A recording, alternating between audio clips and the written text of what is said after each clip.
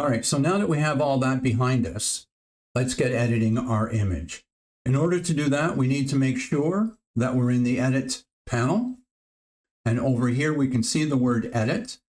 And to the right, we can see that there are three options available to us: Auto, Black and White, and HDR, which stands for High Dynamic Range. I'll talk about these guys in a minute. But before we make any edits to our image, we need to make sure that we have an appropriate camera profile chosen. Now, a camera profile is a predetermined set of camera settings that control how our camera captures and processes images and video. These settings could include contrast adjustments, saturation adjustments, sharpness, noise reduction, and color tone. So let's just see what these are all about. You can, at a later date, experiment with your own camera and go into the menu system, take a picture, and, take the same picture again, but change some of the parameters and see how that all works out. But now that we're here, let's just take a look at this. So at the top of the list, we have the default camera standard. And I say default because, let's just get out of this for a second. Let's go over here to the preferences, and you're probably going to see this as your initial view or whatever it is. Let's go to defaults. And you can see under raw defaults, we have camera settings. And then here's my camera and camera settings. Just make sure it says camera settings there. All right, there you go. And you might also want to make sure that enable HDR editing by default for HDR photos is selected. There we go. All right. So now if we come and click on this profile menu drop-down list, we can see that we have a number of other options available to us. The majority of them are Adobe.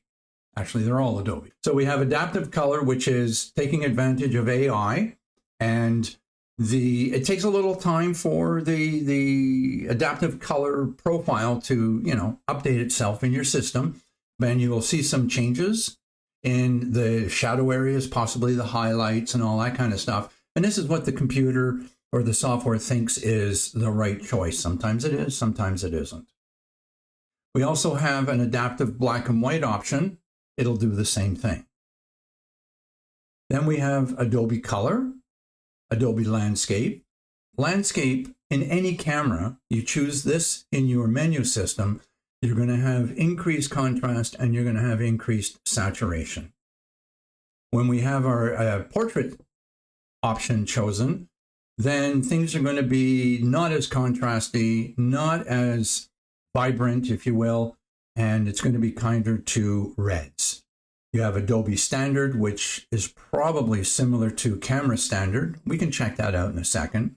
And then you have Adobe Vivid, which is similar to Landscape, but probably a little more vivid, but not with increased contrast as Landscape has. And then in black and white, like I said, we have the adaptive AI version, and then we have monochrome. There are other black and white options available to us as well, but they didn't want this list. At least I don't believe they wanted this list to be as long as your arm. So if we wanted to check out and see what some of the other options available to us are, other than this one that is chosen here, we could click and choose Browse from here, or we could just come over here and click on the Browse Profile icon. There we go. So I'm just going to scroll this up, and we're going to see that camera matching, right? Standard V4 is camera matching, and here are the Nikon profiles. And you can see that this is one here. The name is highlighted in blue. That's the one that is chosen. But we come over here and we get this, and we go over to Vivid, and you can see how the colors are a little more vivid. If I now come up to Portrait, you're going to see how things are not as contrasty. And I think there's a little bit less reds, oranges, and all that kind of stuff. Here's Neutral. Neutral is very subdued. And then we have different versions of DX2 mode 1, 2, 3, and landscape. let's just see this for a second. I want to scroll down to here. This is landscape. This is standard. Landscape, standard. It's a little more contrasty. Okay, so I'm going to collapse this, and I'm going to show you the Adobe choices that we had that were in that drop-down menu. We had Adobe Color, Landscape. Neutral wasn't in that list, but I think that's only because not many people choose it, and then if you really want it, you have to come in and dig for it. But we have all of these guys here, the Adobe Standard and Vivid. We have all those guys, and these are parameters that Adobe thinks is good, and they're usually different than what your camera is offering. Okay, so now let's come over to Adaptive and see what choices we have there. We have the Adaptive Color and the Adaptive Black and White. These are the same choices from that drop-down menu I showed you earlier.